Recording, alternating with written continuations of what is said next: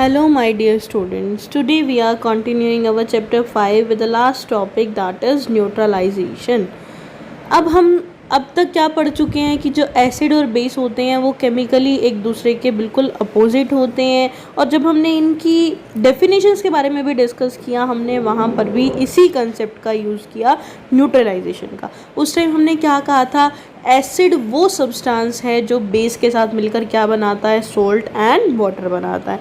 Base की definition की थी तो हमने क्या किया था कि बेस वो सब्सटेंस है जो एसिड के साथ मिलकर क्या बनाता है, सोल्ट एंड वाटर बनाता है। अब ये जो ओवरऑल डेफिनेशंस है वो कहाँ से आई, वो इस टॉपिक न्यूट्रलाइजेशन से आई।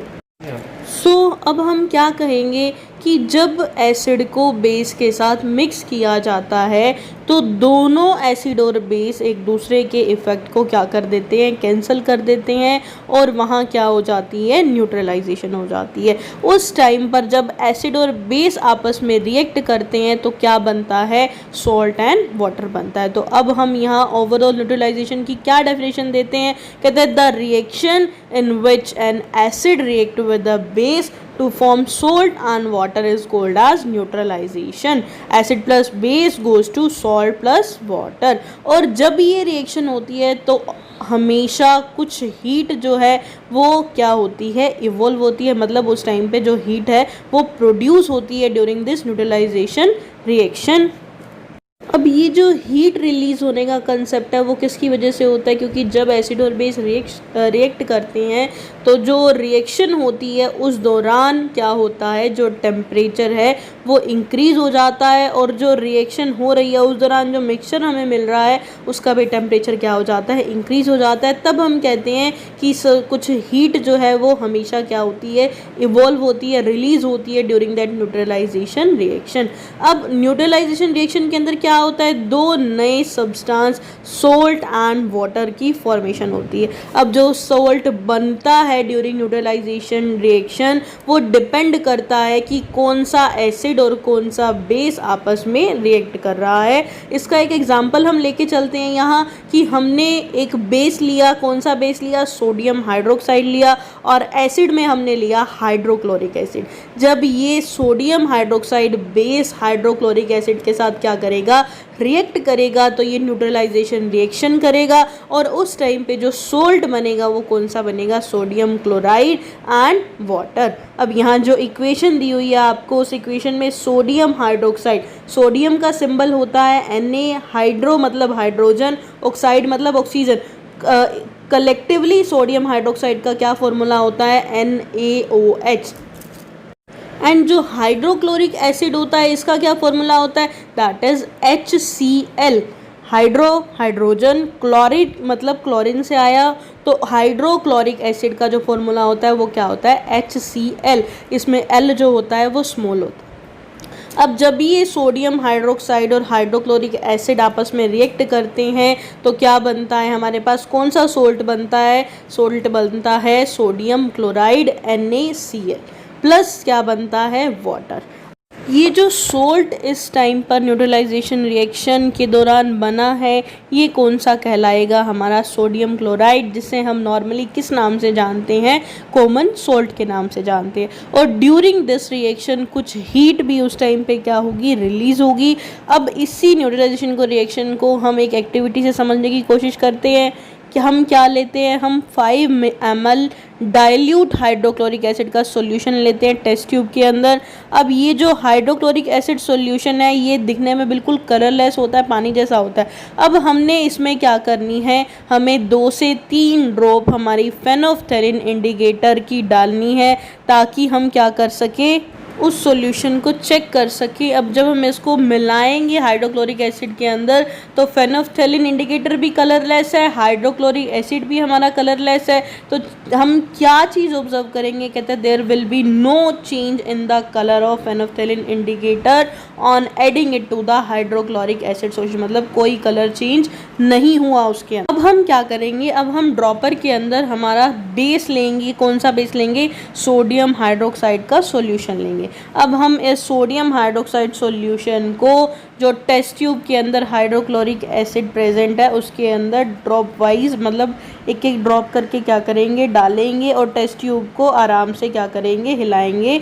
अब कंटिन्यूइंग हम क्या करेंगे, सोडियम हाइड्रोक्साइड सॉल्यूशन को ड्रॉप बाय ड्रॉप जब हम उस टेस्ट ट्यूब के अंदर डालेंगे हम क्या चीज़ ऑब्जर्व करेंगे कि धीरे धीरे जो हमारे सॉल्यूशन का कलर है वो क्या होता चला जा रहा है, लाइट पिंक कलर होता जा रहा है। अब हम क्या करेंगे, अब हम और सोडियम हाइड्रोक्साइड सॉल्यूशन को ऐड करना बंद कर देंगे। अब इस स्टेज पर हम क्या देखेंगे, कहता है all the hydrochloric acid taken in the test tube has been completely neutralised. हम क्या चीज़ ऑब्जर्व करेंगे कि जो जितना एसिड हमने लिया था टेस्ट ट्यूब के अंदर वो क्या हो चुका है, न्यूट्रलाइज्ड हो चुका है बाय सोडियम हाइड्रोक्साइड बेस। मतलब क्या हुआ, वहाँ पर न्यूट्रलाइजेशन रिएक्शन हो चुकी है।